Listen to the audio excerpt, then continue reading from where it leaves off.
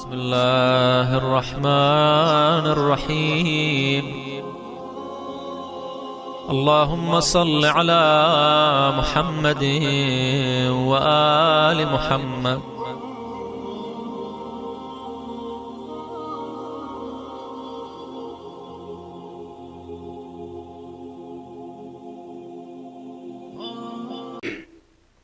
So they gathered there with the purpose of, getting the opportunity to see the ninth Imam.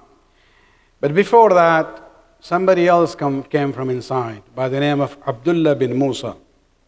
Abdullah bin Musa al-Kadhim, the son of the seventh Imam, brother of the eighth Imam, and he was uncle of the ninth Imam.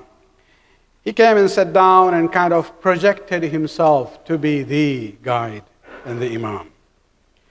Not in so many words, but this is how he was kind of pretending. So these scholars started asking him questions.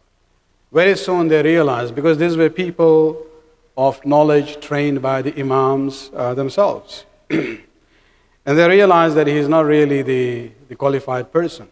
One of the questions was that if a person says to his wife that I divorce you, according to the numbers of the stars in the sky, what is the verdict?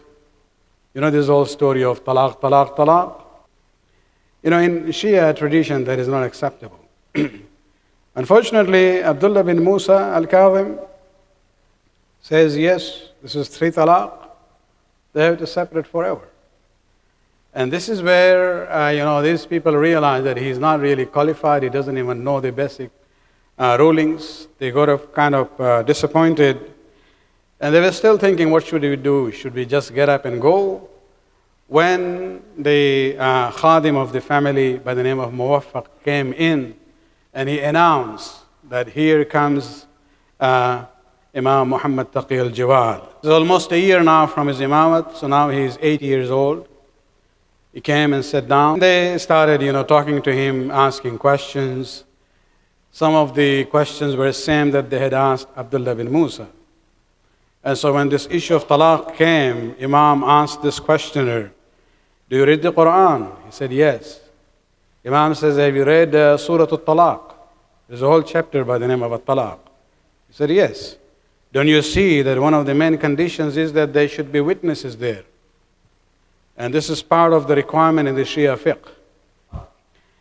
Then Imam now turns to his old uncle. And he says, did you see the number of stars in the Quran? How did you come with this verdict and this fatwa? Imam now turns to his uncle and he says, La ilaha illallah ya am. La ilaha illallah, my uncle. Innahu azimun indallah an taqifa ghadan بين يديه فيقول لك. It is a very, very serious matter that on the day of Qiyamah tomorrow, when you stand up in the presence of Allah subhanahu wa ta'ala, and Allah will ask you, لما تفتي عبادي بما لم تعلم? Why did you give fatwa to my servants while you didn't have sufficient knowledge? And the second one, وفي الأمة من هو أعلم منك.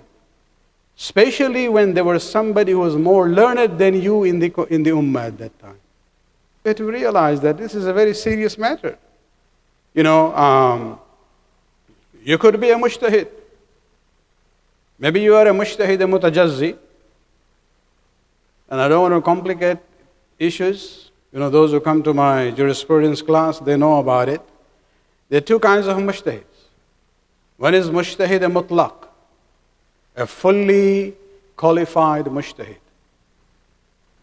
who has the capability of doing ijtihad in all areas. Then there are people who are still in the early stages, and they are known as Mujtahid Mutajjazi, partial Mujtahid. There could be a person who, for example, does thorough research based on proper principles of the Shia fiqh on one issue, or maybe 2 issues, and comes to a conclusion. What does our fiqh say about that Mujtahid Mutajjazi? a person who is actually qualified to do ijtihad in a partial manner, his opinion is good enough for himself. But can he go to the people and say, oh, this is my new research, forget the marja', follow me? No. This is where we have to realize things are very clear in Sharia. There's even somebody who is partially qualified to do ijtihad, he wouldn't do taqleed in that mas'ala because he had done research. But do others do taqleed there? No. For taqleed, you have to do it from somebody who is Mujtahid Mutlaq. Especially when it comes to a Mujtahid Mutajjazi whose opinion would be against the opinion of the Mu'alam or those who are at that level. And this is where we have to, look at these issues more seriously. Don't take it that easily. Oh, anybody can Google things, do some word search of the Quran and some hadith. Of course, we have in English also. No, this is a discipline by itself. It's a science by itself, and it requires qualification.